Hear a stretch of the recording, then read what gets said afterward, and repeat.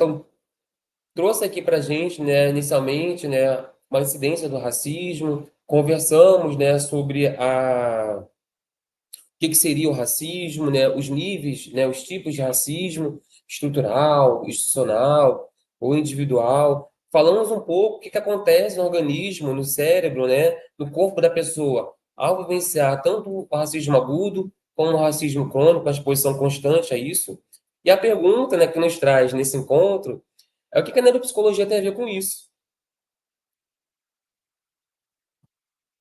O que a neuropsicologia tem a ver ou pode dialogar, né, com o racismo?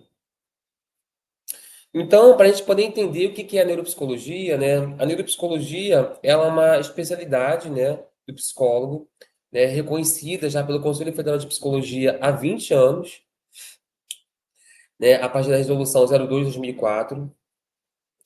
E a neuropsicologia, né, além de ser uma especialidade, né, do psicólogo, né, reconhecida pelo Conselho já há 20 anos, ela é uma área, né, interdisciplinar da psicologia, né, também de outras áreas, que tem como foco o estudo da relação entre as funções do sistema nervoso e o comportamento humano.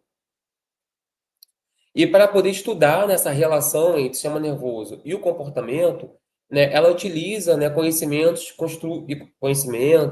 e construtos teóricos, né, da neurociência, a avaliação psicológica, psicodesenvolvimento, psicologia cognitiva, né, também técnicas de entrevista, né, entre outros conhecimentos aí interdisciplinares para que possamos entender como está essa relação, como funciona essa relação entre o cérebro e o comportamento. Se a gente pensar num olhar mais profundo do que é a neuropsicologia, a gente pode pensar que a neuropsicologia ela tem um olhar até um pouco monista em relação à concepção de sujeito. O que quer dizer isso, um olhar monista em relação à concepção de sujeito? Ela entende que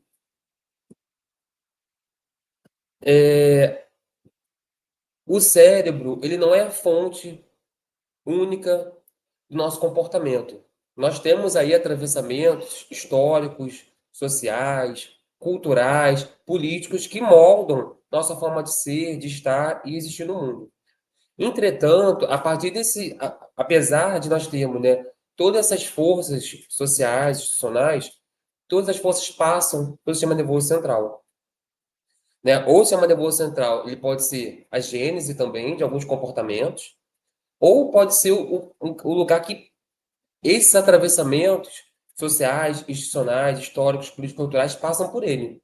Então a gente tem uma ideia, né, que esse sistema nervoso central, esse substrato biológico, né, ele não tem um olhar reducionista, né, ele não é a origem de tudo, mas tudo de certa forma passa por ele, né, desde os componentes genéticos até mesmo os componentes, né, sócio-históricos, políticos e culturais. Então, esse sistema nervoso central, ele nos dá uma base para que possamos trazer um funcionamento cognitivo. E aí, quando falamos de funcionamento cognitivo, trouxe aqui alguns exemplos, nós temos linguagem, a atenção, memória, inteligência, funções executivas, percepção, visoconstrução, que são funções cognitivas que fazem a interface de como eu consigo processar o ambiente que estou, como eu consigo interagir, né? Então, de que modo eu consigo me comunicar, me expressar, ou até mesmo receber informações de onde estou, me localizar no tempo, no espaço e interagir de uma forma adaptativa. Então, é preciso ter atenção para atravessar a rua, é preciso ter memória para que eu possa lembrar quem eu sou, ou possa lembrar minha personalidade, né, meus gostos, meus desejos. É necessário ter inteligência para resolver certas questões do dia a dia, funções executivas, linguagem para poder me comunicar, também compreender o que o outro fala. E a partir dessa interação das funções cognitivas, nós podemos, né, produzir comportamentos, emoções, nossa autonomia, nossa funcionalidade no dia a dia, nossa interação social.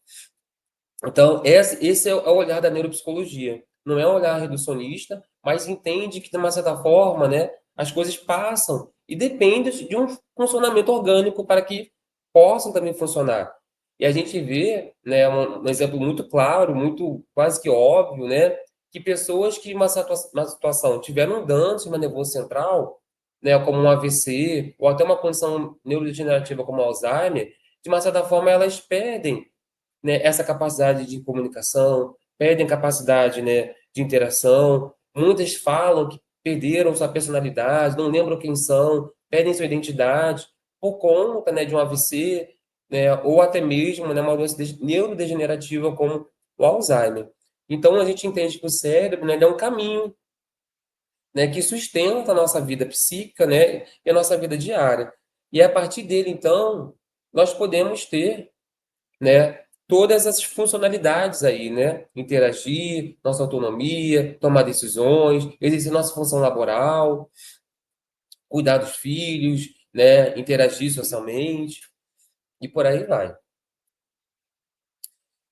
Então, pensando nesse contexto, né, já indo pro foco, né, do nosso encontro, né? De que modo o racismo ele pode afetar também a cognição, né? Falamos um pouco no olhar mais fisiológico, né? Como que as áreas cerebrais ficam hiperativadas, podendo até levar, né, a efeitos, né, prejudiciais a longo prazo, crônicos, deletérios ao organismo.